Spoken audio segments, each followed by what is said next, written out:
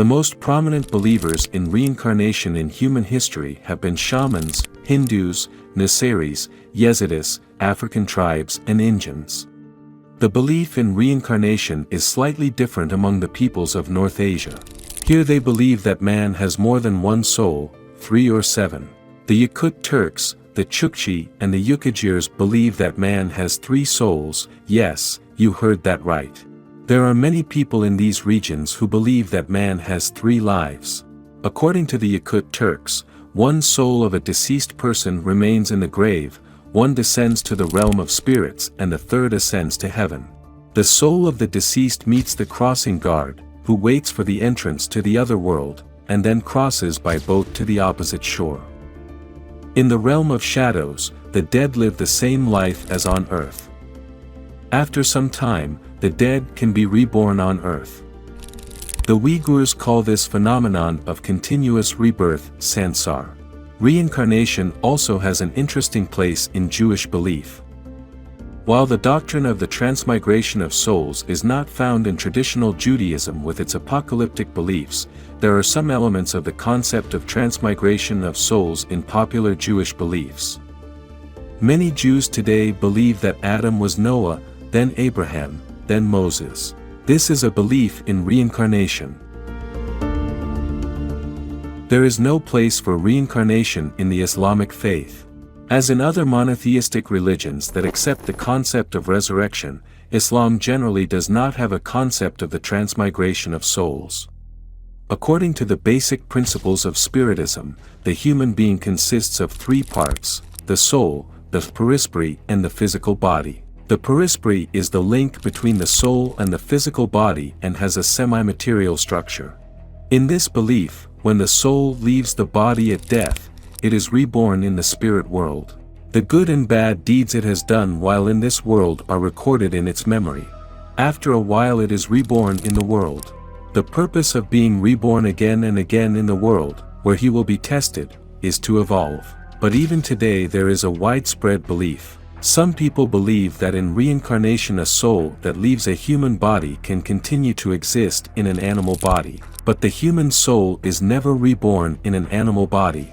This is because there is no regression in reincarnation. We introduce you to a scientist who has devoted 40 years of his life to reincarnation research. Professor Stevenson spent 40 years of his life studying children who seemed to remember their past lives. He was treated as a madman, but he persevered. He conducted reincarnation research on nearly 1,000 children. In each case, Stevenson methodically documented the children's accounts and found that the events described by the children matched the facts of the deceased. He also verified with medical records, such as autopsy photographs, that the scars that caused death and injury in the deceased were birthmarks and birth defects in the children who spoke in the reincarnation research. In the investigation, a boy in Beirut described how he was a 25-year-old car mechanic who was killed when he was hit by a car that had exceeded the speed limit on a beach road. According to witnesses, the boy even gave the name of the driver, the exact location of the accident and the names of the mechanic's sisters, parents, cousins and friends with whom he had gone hunting. The incident was confirmed by the judicial authorities. Unbelievable, but true. The child was born a few years after the death of the mechanic in question, and the child's family had no visible contact with the dead man. Stevenson also conducted research on Turkish children who remembered their past lives. One of these children was a Turkish man, Adnan Kelasi. Adnan Kelasi, who lived in Adana, claimed that in a previous life he had been a private in the Korean War, a Turkish soldier who had died in battle. Everyone who heard this claim began to doubt Adnan Kelasi's sanity. Despite all the accusations, Kelasi was able to describe the death of the Korean War soldier in great detail. However, the identity of the soldier was never fully established. Was Adnan Kelasi really carrying the soul of the soldier who fought in the Korean War?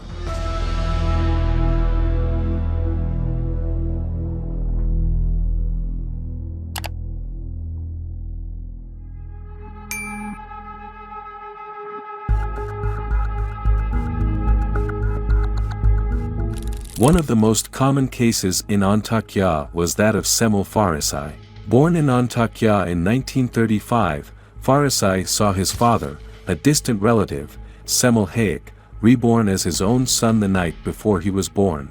Unbelievable, but true. Jamil Kayik was a local hero who committed suicide by putting his gun to his chin after his gang was surrounded by French troops. Baby Jamil also had a 2-centimeter scar under his chin, and when he was 2 years old he began to tell people details of Jamil Kayik's life. Those who heard his stories treated him as a madman. In later years, Stevenson's research revealed that Semel also had a scar on the top of his head. The scars and various phobias and pains were seen as signs of reincarnation. The number of people who did not believe in Semel Farisai began to decrease.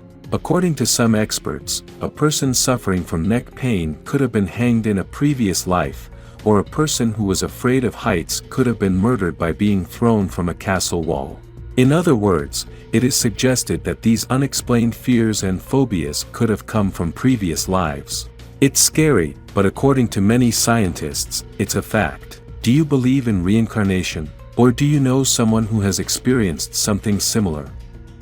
Please share your experiences with us in the comments section. If you liked our video, you can subscribe to our channel and support our channel by sharing the video with your close circle. See you in the next video.